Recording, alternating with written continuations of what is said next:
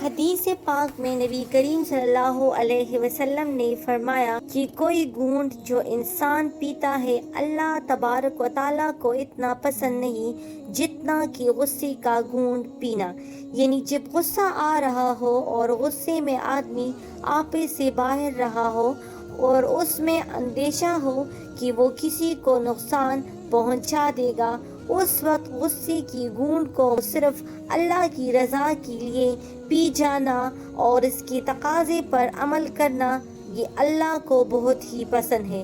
قرآن کریم نے ایسی ہی مدح فرمائی ہے ایسے لوگوں کی کہ جب بھی غصہ آئے اور انتظام کے جذبات پیدا ہو تو ٹھیک ہے، تمہیں شریعت نے جائز حدود میں بدلہ لینے کا حق دیا ہے، لیکن یہ دیکھو کہ بدلہ لینے سے تمہیں کیا فائدہ ہوگا۔ فرض کرو کہ ایک شخص نے تمہیں تماچا مار دیا، تو اگر بدلہ لینے کے لیے ایک تماچا اس کو مار دو تو تمہیں کیا فائدہ حاصل ہوا؟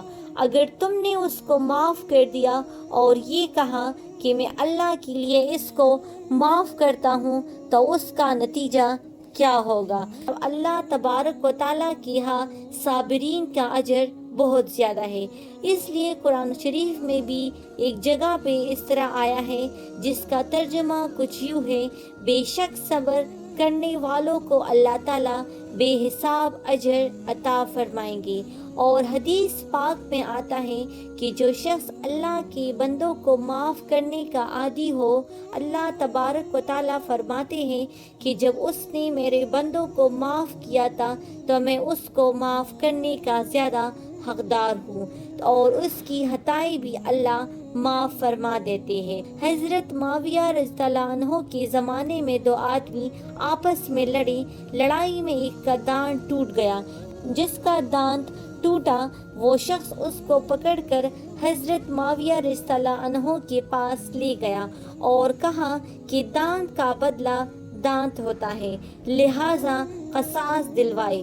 حضرت معاویہ رضی اللہ عنہ نے فرمایا کہ ٹھیک ہے، تمہیں حق ہے، لیکن کیا فائدہ، تمہارا دانت تو ٹوٹ ہی گیا، اس کا بھی توڑ دے، اس کی بجائے تم دانت کی دیت لے لو، دیت پر صلح کر لو۔ وہ شخص کہنے لگا کہ میں دانت ہی توڑوں گا۔ حضرت معاویہ رضی اللہ عنہ نے دوبارہ اس کو سمجھانے کی کوشش کی لیکن وہ نہ مانا۔ حضرت معاویہ رضی اللہ عنہ نے فرمایا کہ پھر چلو اس کا بھی دانت توڑتے ہیں۔ راستے میں ایک صحابی بیٹھی ہوئی تھی، بڑے درجے کی مشہور صحابی تھی۔ انہوں نے کہا کہ بھائی دیکھو، تم قصاص تو لے رہے ہو مگر ایک بات تو سنتے جاؤ۔ میں نے حضور اقدس صلی اللہ علیہ وسلم کو یہ فرماتے ہوئے سنا ہے کہ جو شخص کسی دوسرے کو تکلیف پہنچائے اور پھر جس کو تکلیف پہنچی ہے تو وہ اس کو معاف کر دے تو اللہ تعالیٰ اس کو اس وقت معاف فرمائیں گے جب اس کو معافی کی سب سے زیادہ حاجت ہوگی، یعنی آخرت میں۔ تو وہ شخص تو انتہائی غصے میں آیا تھا کہ پیسے لینے پر بھی راضی نہیں تھا۔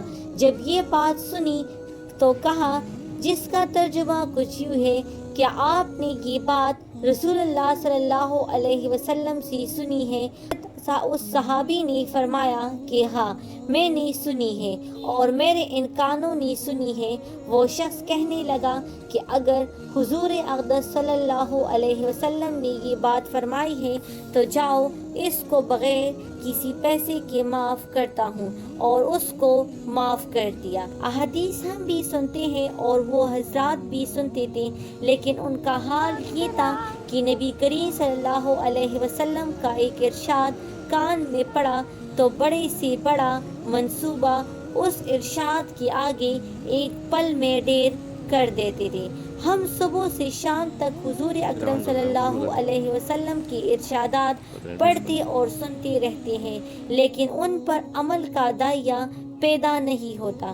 یہی وجہ ہے کہ اس پڑھنے اور سننے کے نتیجے میں ہماری زندگی میں کوئی انقلاب نہیں آتا، لیکن صحابہ کرام رضی اللہ عنہ کو اللہ تبارک و تعالیٰ نے دنیا میں بھی عزت دی تھی اور آخرت میں بھی انشاءاللہ ان کا عظیم مقام ہوگا۔